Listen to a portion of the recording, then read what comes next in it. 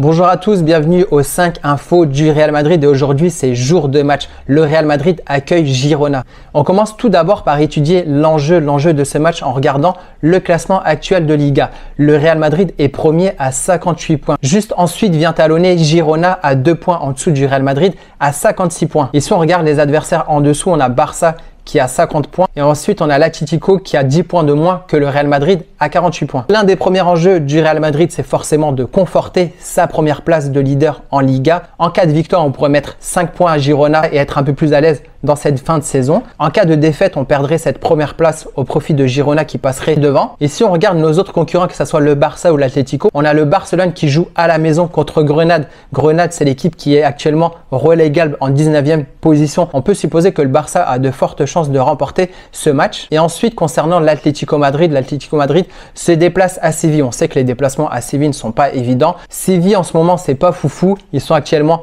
15e du championnat, mais on sait que jouer là-bas, c'est assez difficile. À côté de ça, on sait que l'Atlético Madrid a du mal à se déplacer, a du mal à gagner des matchs à l'extérieur. Il y a peut-être de fortes chances que ça se finisse en nul et que l'Atlético aura beaucoup de mal à remporter ce match. Donc l'enjeu est primordial pour le Real Madrid. En cas de victoire, on conforte notre place. En cas de défaite, c'est Girona qui devient premier et on a le Barcelone qui reviendrait seulement à 5 points du Real Madrid. Donc pour le Real Madrid, il ne faudra pas perdre ce match. Donc soit on gagne et on conforte notre place, soit on fait match nul, on reste toujours leader et on garde encore à distance nos autres concurrents, que ce soit le Barça ou l'Atlético Madrid. Deuxième point, je voulais vous parler de l'arbitre qui a été désigné pour ce match entre le Real Madrid et Girona. On apprend que l'arbitre désigné est Juan Martínez Muñera, lui qui va arbitrer l'un des matchs les plus décisifs pour ce titre. On sait qu'actuellement en Liga, l'arbitrage fait débat. On a pu voir qu'on a été lésé par l'arbitrage sur les derniers matchs. Le Barça dit qu'on est plutôt avantagé. Donc là, j'ai essayé d'en savoir un peu plus sur les derniers arbitrages faits par cet arbitre. Cet arbitre, Muñera, a arbitré Girona à 7 reprises avec un bilan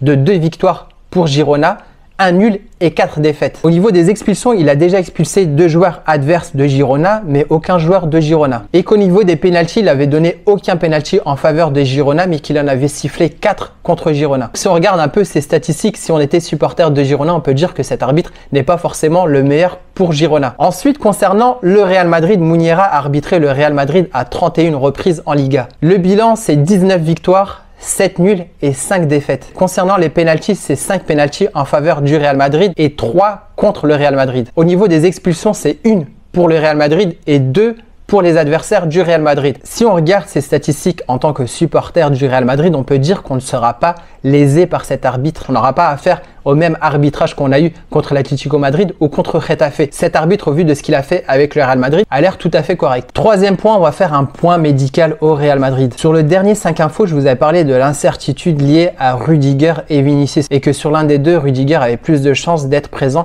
contre Girona. Sauf qu'on apprend que Nacho est aussi incertain pour ce match. On apprend que Nacho souffre d'une surcharge musculaire et qu'il s'est à nouveau entraîné à l'écart du groupe. Sa présence est fortement menacée contre Girona. Et contrairement au match contre l'Atlético Madrid, on va récupérer Tchouaméni. Vous savez, Tchouaméni avait une accumulation de cartons jaunes, ce qui l'a empêché de participer au match contre l'Atlético Madrid. Donc on le retrouvera contre Girona et on sait que Tchouaméni peut pallier dans ce poste de défenseur central. Donc il nous reste 2 options. Soit Rudiger se remet de sa blessure et on aura une charnière Tchouaméni accompagné de Rudiger, ou soit Rudiger est jugé trop juste, pas encore à 100% pour le match de Girona et on aura encore affaire à une charnière centrale inédite avec Tchouaméni et Carvajal. Vous imaginez une défense Tchouaméni-Carvajal, 2 joueurs qui ne sont pas défenseurs centraux. On a vu que Tchouaméni faisait l'affaire en tant que défenseur central. Il a cette grandeur, il arrive à s'imposer dans les airs, dans les duels aériens. Il a cette vista au niveau défensif liée à sa position de sentinelle de milieu défensif. Et Carvajal, sur le dernier match contre l'Atlético Madrid, on a vu qu'il était assez bon dans les duels, mais au niveau aérien, il avait des lacunes. Normal, il fait juste 1m73. Mais on sait que l'une des forces du Real Madrid réside sur le fait que les joueurs répondent présents. Contre l'Atlético, on avait plusieurs joueurs absents, mais tout le monde a répondu à l'appel. Carvajal en défense centrale. À droite, on avait Lucas Vázquez qui a fait un très bon match. Brahim avait remplacé Vinicius. Chaque joueur apporte sa qualité au Real Madrid. peu importe qu'il soit titulaire indiscutable ou qu'il soit juste remplaçant. Mais bon, restez quand même connectés parce qu'en toute fin de vidéo, je vais vous donner la compo probable et le 11 titulaire que je vois contre Girona. Quatrième point, on va analyser ce match entre le Real Madrid et Girona, voir les points forts, les points faibles de chaque équipe. Donc comme je vous le disais, le Real Madrid est actuellement leader du championnat. Sur ses 6 derniers matchs, c'est 5 victoires et 1 nul. Et Girona, sur ses 6 derniers matchs, c'est 3 victoires et 3 matchs nuls. Donc si on épluche les 5 derniers matchs du Real Madrid, il y a une défaite contre l'Atlético Madrid, une victoire contre Almeria, une victoire en déplacement contre Las Palmas,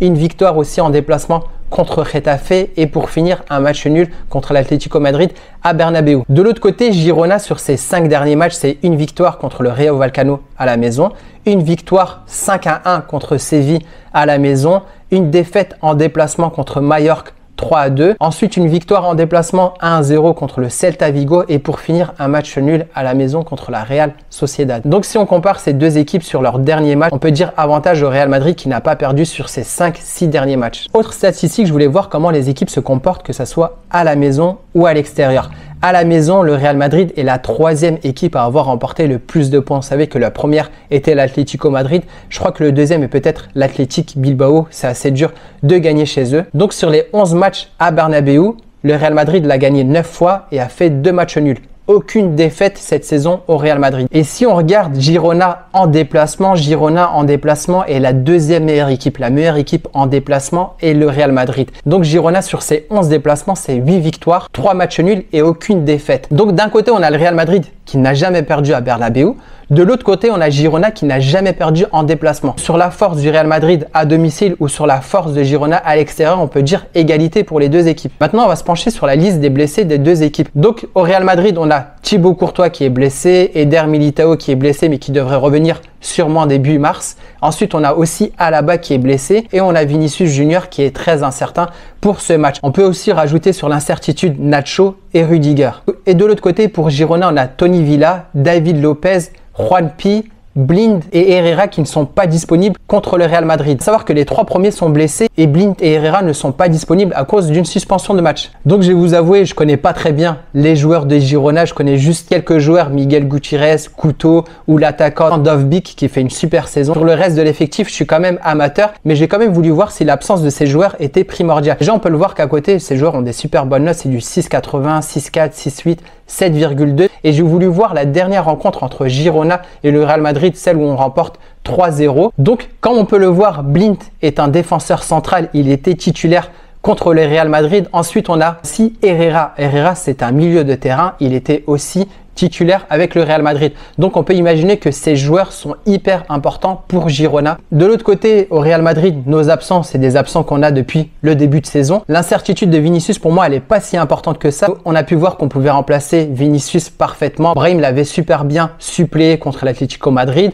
On peut avoir Rodrigo qui peut prendre ce côté gauche. On peut avoir aussi Joselu qui peut être en attaque. On peut aussi avoir l'apport de Arda Güler. Là où ça peut poser problème, c'est plus l'incertitude liée à Nacho ou à Rudiger. Et c'est là où j'enchaîne ma compo probable pour ce match. Voici la compo que j'imagine du Real Madrid contre Girona. Donc dans les gardiens, on a Lunin, je vous le répète, Lunin c'est le numéro 1 du Real Madrid. Même si Carlo Ancelotti ne l'a pas dit, on devrait voir Lunin sur tous les matchs les plus importants du Real Madrid, que ça soit là contre Girona ou en Ligue des Champions. Et ensuite la question la plus importante, c'est-à-dire avec quel joueur on va défendre contre Girona, pour moi ça va être Rudiger et Tchouaméni. Je vous ai dit que Rudiger était incertain, mais il a pu le montrer lors des entraînements qu'il pouvait être de retour. On sait qu'il n'a pas joué contre l'Atlético pour pouvoir être présent contre Girona et pour moi, Rudiger sera présent contre Girona. Au niveau des postes arrière, je fais confiance à Mendy au poste d'arrière gauche et Carvajal qui va retrouver aussi son poste d'arrière droit après avoir joué défenseur central contre l'Atlético Madrid. Et ensuite, au milieu de terrain, je mets en sentinelle Camavinga accompagné de Kroos et de Valverde. Pour moi, c'est l'un des meilleurs milieux de terrain. On peut permuter Camavinga par Tchouaméni, mais je veux avoir Kroos et Valverde sur ce milieu de terrain. Ils apportent tellement à cette équipe. Ensuite, on a Bellingham dans cette position de faux neuf numéro 10. C'est un titulaire